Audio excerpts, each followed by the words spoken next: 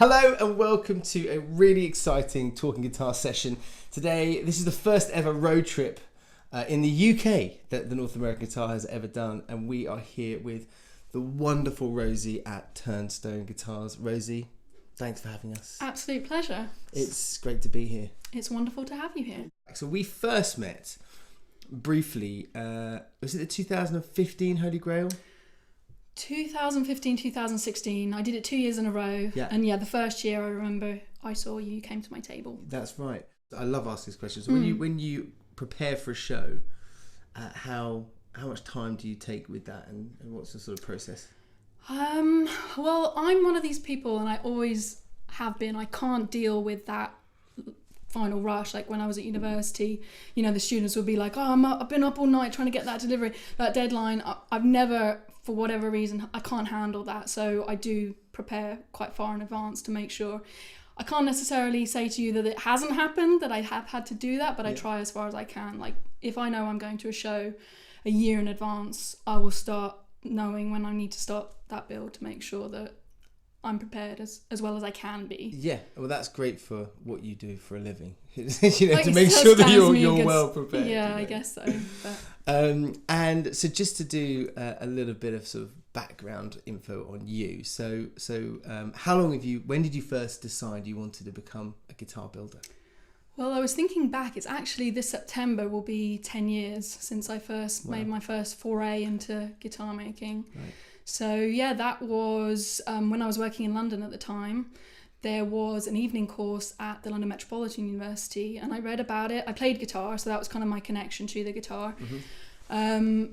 And it was about 20 minutes away from where I was working, so I was cycling around London, and I once a week started going to the evening course, not necessarily thinking that it was going to become anything more than it was. I was in a certain way interested in, whilst I was working, doing something more on the musical side, because I started to kind of lose the creative feeling that I had. So I was kind of looking for a way maybe to have a creative output, and that was kind of that at the time kind of seemed a way that I could go along once a week, carry on working, and it kind of just spawned from there. It ignited something in me that I just thought, this is brilliant. Like it was difficult. The precision was something that I had never experienced before. Had you done woodworking in any way before? I'd done woodworking at school, right? But that's quite a stretch to say really woodworking. It was more like MDF and they actually some CNC stuff. Not that I use that, but not hand tools at all. Mm-hmm. So I knew I was quite good with my hands. So that kind of thinking, well, guitar making, that's kind of, I guess, quite random to come up with, but I played the guitar, I had some hand skills, I was interested in the wood side of things. I'd seen all these gorgeous guitars with the woods that I didn't really understand, and I was just kind of interested in seeing if it was something that maybe with all these factors coming into play that it might be something that I could be interested in. And it turned out to be more than I could have ever even imagined. Like my interest and kind of what it ignited in me something that I'd never kind of experienced before, that really kind of trying to push myself to a level where something on so many different levels. On so many different levels. So and I just had a thirst for wanting more, and the evening class obviously was only once a week. So after about a year of that, kind of thinking, okay, this may be something that I want to kind of look into more, but obviously working at the same time, I'd been to university, kind of I didn't feel that I could kind of do more of a full-time course. So I was just trying to work out all the ways that I could get as much experience as I could. So I spoke to my course tutor there and I said, look, I think I'm interested in learning more. Can I come and help you at your shop? He said, well, no, my workshop's a bit too small. Go to Denmark Street. There's a lady there that does repairs. Go and see if you can maybe just go and help her out. So I went to go and see her.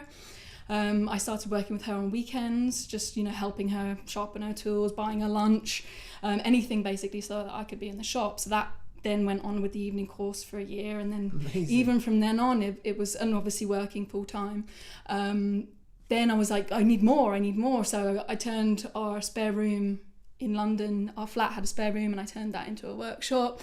I bought a book to build a ukulele, so I had a bandsaw, a workshop, and a bed for anybody, and I apologise to anybody that stayed during that time, having to sleep next to a bandsaw. So if they were sleeping, just sort of like, don't mind me just getting on with the ukulele. Before you go on, can I just ask one question? So you start off as a musician. So I have to ask this, was there any time when you were playing that you felt that the instruments you were playing were lacking? So was that ever conscious in your mind, or was that something that as you learned more about becoming a luthier and what an instrument can do, that's when that sort of happened? I think more the latter. Right. I had quite a well-known brand of guitar, which I loved and I saved up. You know, it was one of the most expensive things relative that I'd ever bought.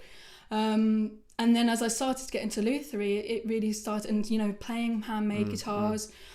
It's all relative, really, because at the time I thought it was the bee's knees. But then as I started to kind of venture in, I was like, oh, yeah, actually, you know, how does the neck feel? What's the action like? What does kind of the overall tone of the guitars that you're playing? I never kind of really had an understanding. It's an amazing moment, that. Yeah. So I can remember that moment for me when I, again, as we were lovers of the mainstream brands when we were growing up and playing, and still now, some vintage stuff. And but yeah, that moment you played a luthier built instrument, that's when it was like, oh wow, there's a whole like plethora of possibilities here that you didn't, and then it's like the bug is bitten, and then you kind of look into the tonewards and what happens there. And I remember I had a really great client of ours. He came in and he had a beautiful collection of vintage Martins and Gibsons and just beautiful instruments, but he'd always felt he hadn't quite heard the voice that he was looking for. Yeah. And he happened to stumble across this tiny little shop when he was doing some business out in America, and it was a bourgeois, and it had Babinga. He'd never heard of Babinga before. And he bought his guitar, and just learning about what Babinga could do and the tones that it could do, he just went off and said, now he just never looked back. Sorry, I interrupted you there, but I just... No, that's interesting. And then that's that kind of... And still to this day, finding in relation to kind of what tonewards can do, that is something that probably interests me the most. Yeah. To kind of digress into the English stuff, for example, is finding what works and what doesn't, and for particular playing styles, you know, finding woods that actually work really well more than the traditional woods. So it's kind of it's hugely exciting. Well, I know that's something that you've got some great expertise in. So jumping back, so you were sort of interning with this. So repairing on weekends, evening course, and ukulele building in my spare bedroom. And then after that, then I got an opportunity to go part-time with my work and do an internship, which I did for 2 years. And that was kind of, you know, the opportunity to really start to hone my hand skills, get a bit more of an insight into the lutherie industry and kind of how things like move in that shape and form. And then moved into my workshop 2 years, so 3.5 years ago. Amazing. To this, And where does Turnstone come from? Turnstone comes from, so I was trying to think, obviously traditionally you name your guitar after your surname. My surname hardly anybody can pronounce and spell, and also inlay work would be like a massive job. So, but my maiden name also was Myers, which in the UK is quite associated to comfortable beds. Right. And I just, like, in my mind, I was like, the surname angle isn't working. So then I thought, well, maybe I'll name it after something that is English. I'm English, and I like kind of the idea of a bird, like the freedom of the bird. So I was kind of looking for basically a bird that you can see on British shores, and I came across the bird, which is the turnstone, and I just love the story behind it. So basically, you can find them. They migrate either in the summer or the winter to be here, and you can see them on British shores. And they get their name because they basically go along the beach turning over stones. And when you look at them, they kind of look really kind of nondescript, and you probably wouldn't even notice them. But when they fly, they've got this beautiful pattern across their wingspan. And I just kind of was like, you're the one. So love that. That's where that came from. That's amazing. Okay, so you've set up You've been to the shows. Was that quite a scary process, taking that first guitar to a show? Yes. So 2015 would have been your first show. No, I did. Oh. So I did a few smaller shows in the UK just to kind of get used to actually, being and talking about my work. So that enabled me to kind of get used to showing my guitars, talking. The Holy Grail kind of, even then, like, I wasn't sure whether I was kind of ready for a show like that, but I thought, what the hell, let's, apply. And then they invited me. So then, it was pretty scary being like with, those makers that you just aspire to. And but an incredible show. So it must be amazing now, that's a very short period of time, it's only a few years ago, that now that a lot of these makers are, they're certainly talking to us about you and about your instruments, and being at the show at NAMM, because we did that very funny interview at NAMM, which was just so loud. It was so loud you can't even hear each other. There's a guy playing metal in the booth next to us. Very jet lagged too. But that must feel incredible that you're so respected within this beautiful community of luthiers. It's unbelievable, really. I when you say that, it's almost like it doesn't really compute. But wonderful to know that I'm kind of doing something right. Because there's a lot of decisions that you have to make, like with the models and with the looks and the woods, and you often wonder, am I doing the right thing? But you just have to be guided by your gut and your instincts, and to kind of. To exhibit, like at Woodstock, I was next to Grit Laskin, which I was absolutely terrified at when I saw the table, because when we go to set up, you can see who's next to you. I was like, oh my God, I just got 10 times more scared. But he's so nice. Nice. Well, definitely just one of the nicest human beings. Ever.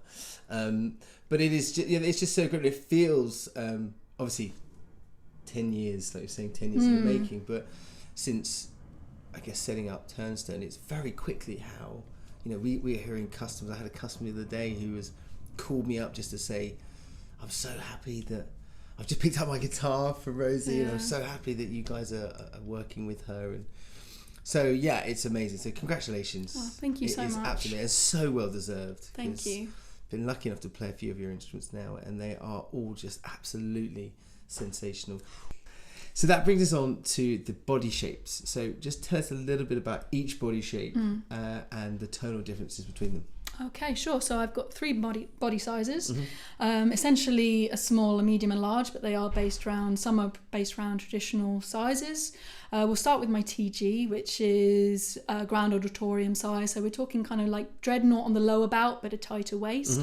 So kind of tonal qualities of the bigger guitar is obviously more kind of a larger sound. The bass presence is going to be more pronounced, more kind of an all-rounder, luscious tones that you can chord, but you can also strummer, you can good finger picking. A great all-rounder. So as I kind of developed the other models, I kind of thought, with the smaller models, you get more articulation. I've been interested in the OM shape for a long time, so I built a medium-sized model, which kind of I looked at the dimensions of the traditional OM, and kind of I have particular ways that I have curvatures and kind of thinking what I wanted in this instrument. So I developed the TM based on the OM dimensions. The small one is kind of interesting because that one I didn't really base on anything particular. Obviously you have parlour models, you have small bodies, but that was more from my angle how to get the most out of a small body guitar. So tonally, with kind of talking punchy, articulate, strangely louder, the player will get quicker attack. Which is hard to get that projection in a smaller bodied instrument, isn't it? Generally you get the projection, but what you lack is the kind of the roundedness. It can sound a bit boxy because obviously your soundboard surface area is so much smaller that you lose kind of the roundedness, which it's not always a bad thing, and that's actually where the small body excels. But you don't want to lose, in my personal mind, the bass, the bass underpinning it all to enable you to then kind of go away on the trebles, but know that your bass and your mids are still there supporting you. So when it came to developing the TS, that was kind of how can I do that, basically. And there's lots of different factors that you can kind of consider about where the bridge placement is on the 12th fret, but building the body around that placement, the depth of the body, kind of where the waist hits, where the sound hole hits, kind of tons of stuff that you can start to play with to think, okay, well, what am I trying to achieve here? I want I want it to be as rounded an instrument as possible, but not lose the characteristics of a small body guitar. Okay, and you, which one came first? The TS actually came first, right, okay. which kind of one of the first things that I became interested in when considering body sizes was from a physicality point of view, right. How it actually feels in the body. And before, the factory made instrument that I had was a dreadnought, and I would take that gigging, and I looked at a picture of myself and I literally was kind of swimming behind the guitar. And you see that with a lot of kind of smaller people, women in particular. So from the physical point of view, I was interested in the small body guitar, and that's kind of that. For that one reason only was why I started developing that model. And then I went to the TG, and then I kind of started to learn where I was going with everything. I actually went back to the TS to redesign it. More so just so the TS is really like your anchor. You're always going back as a reference point of how you can make it a little bit more articulate. Or, yeah. Do you tweak? You're always tweaking? Always tweaking. And in that respect, I think a lot of what I've learned from the TS then can feed into...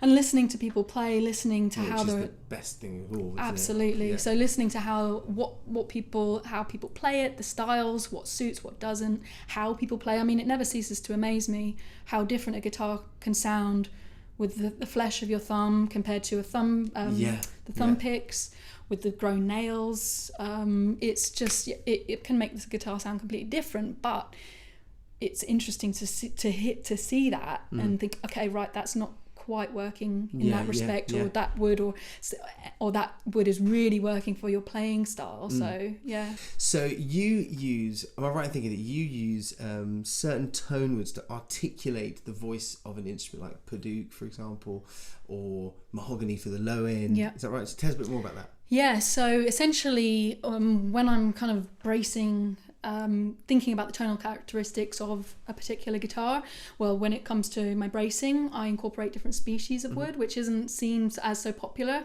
A lot of people just use spruce or cedars, but what I find interesting is actually using lots of different species and listening to their tonal characteristics, either through the back and sides or through the feel, or even just dropping it against the workbench. It can tell you a lot about the character of the wood. And I think some hardwoods, for instance, have wonderful treble clarity characteristics to them that I'm able to apply to use on the soundboard bracing. And of course it's in a considered way because you're dealing with different densities of wood, so you have to be very careful about how you do it. But if you can incorporate that into your tonal aspects, obviously beyond structural integrity, I do stick quite rigidly to what a lot of people do with the X bracing, a lower X, but with your tone bars being a bit more adventurous as far as the shaping is concerned, the species is concerned. So if I'm bringing out a bass, if I'm trying to bring out a bass end, cedar has a wonderful bass characteristic to it naturally. How can I possibly use that on a top to bring out the bass end of the instrument? How would I shape it? How do I structure it? Given kind of, it's a bit like a chessboard, so you kind of have to think about where you're putting things. But yes, in answer to your question, I am a bit more adventurous on the species side of my soundboard bracing. I love that. So you could go into a whole world, couldn't you, really? And you can, certainly. I mean, so, I know that because you also use for your internal bracing as well, don't you? On the treble, so on my soundboard, I find, it's got great clarity, great reflection. If you feel it and you listen to the tonal properties, there's clarity, there's shimmeriness, and that's what I want in my treble. So on the particular side of my soundboard, often, and I have used other species like Padauk, but I do use yew quite a lot because it's fairly light, but it does have just this treble characteristic that I think used in a certain way can bring out a glorious, defined, shimmery treble. Is it true that you said that Carl dropped a bit of Padauk and was just like, God, did you really hear that ping? And you were just like, I'm just imagining you just like dropping bits of wood into that's gonna be great. So I think I was telling him about the fact, if you drop it, it can give you a lot. But he was just working in the workshop, and he dropped it, and he was just like, have you heard like how this sounds? And I'm like, exactly. That is kind of, it's just. I love that. It really kind of stands out, and you're kind of like, well, how can I obviously you can use puduk on the back and sides, but what else can I do with it? And use it for the back bracing, for example. If you have a wood that has a certain on the back and sides tonal characteristic, how can I either find something different if it's quite a dry sounding timber? How can I kind of bring a bit more shimmeriness to it? So mahogany, ebony I've used with puduk bracing, and around the edges as well, because obviously, you know, we're talking about small things here, but I think actually using it, if I use it on my soundboards, if I use it on my back, if I use it on my tantalons going around the edge, it really does start to kind of build make a difference, yeah. like, paint so a bigger incrementally picture. just making a difference to the overall picture. Exactly. And so just jumping back to you and talking about the 2 instruments that we've got coming into the TNAG showroom, which we're all super excited about. Yeah, me too. So the UTS that we've got coming in, I'm particularly excited about. As am I. So, and I've just seen the box, and I've got to say, it, without being too sort of enthusiastic, it really did blow my mind. It's just so beautiful in its rawest form. Yeah. So just tell us a little bit about what you expect that instrument to sort of give to a player. And So as I said before, the tonal characteristics of U, it's a strange one, because it is technically a hardwood, but it is, I think, in scientific form, technically a softwood because of the pines and all that kind of stuff. So I've used it for a soundboard, but I've used it on the back and sides a number of times, and the characteristic that it imparts is this kind of clarity, shimmeriness. And I've actually built this model, this combination in a bigger guitar, and it's been one of my favourite guitars that I've built. Really? But what I like about it, when I'm trying to think in the sense of a small body, is kind of the shimmer and the clarity, but it also has the lower end.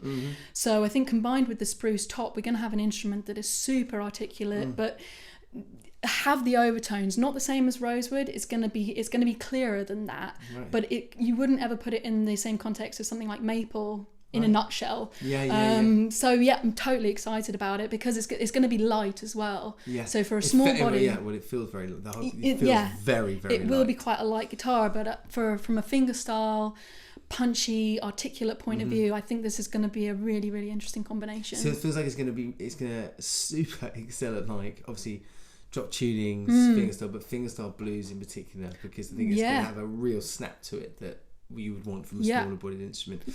And then the multi-scale that we've got coming in. Now we kind of, because we're bringing in 2 instruments per year, but we're also offering 2 of the bespoke slots. We call them build slots on our site. So, and that is something that is really fun, and we kind of use this next guitar for you and I to work through that process. Being a big fan of Koa and having quite a number of guitars come through the showroom in Koa, especially last year. Last year seemed to be like the year of Koa, which was 2018. We sort of went through all the different attributes that we wanted to build as a bespoke guitar. And we went for the multi-scale because I played that at the NAMM show, and we'll put a little link to the NAMM video in here. It was very noisy. But and then we really went all out, didn't we? We did. For the scoop. The Benjamin. You tell us. So the multi-scale instrument on my TG model, the Koa, alpine spruce, top, mahogany neck, ebony, bridge, fingerboard. But one of the things that I did with the NAMM was the aesthetics. Like always super excited about this, where it kind of goes into the rosette and up into the headstock with using Koa and ebony. I'm really, really excited about it. It'll be interesting to hear how the Koa sounds in obviously in a slightly bigger bodied instrument. Yeah, but I think the one that I had at NAMM was quilted sapelli. This one sounds to me like it's going to be a bit punchier, a bit brighter. So really, really excited about it. And I mean, I do love that combination, and we had a number of beautiful Koa guitars come in last year, and there's just something about, if it's a slightly bigger bodied instrument, you get all of that, like you were saying, the shimmer, the crispness and clarity in the highs, but also because of its being slightly bigger, it handles the bass. It really handles the bass without you having to sort of, again, without having to rely too much on the tomas, but with your extra tweaking, I'm just like, I don't know what's going to happen, so I can't wait to play And with the drop tunings as well, you know, your bass undertoning will be a few steps lower, so it kind of, you don't want it to flop out, so to have the Koa maybe to bring that sharpness to it is going to be interesting.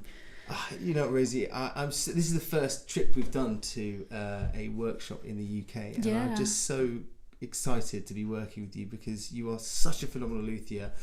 We're really proud to represent you now through the North American Guitar.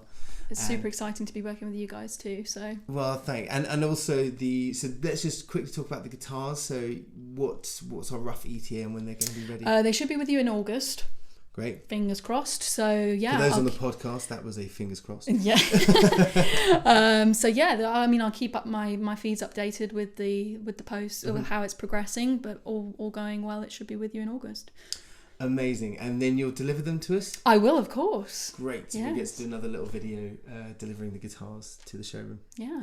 This isn't going to be a handshake. This is going to be a hug. Oh, okay. Let's hug it. Thank you so much. Yeah. It's been absolutely awesome. Absolute pleasure to have you. Thank you for having us at your beautiful workshop. And it really is... Little mic clunk there. Right. It really is an absolutely beautiful workspace. Thank you. Loads of natural light. Just gorgeous. So, sign off. So, there you have it. For more information on the finest luthier built instruments, then please do subscribe to this channel. But for more information on the wonderful Rosie and Turnstone guitars, don't hesitate to get in touch.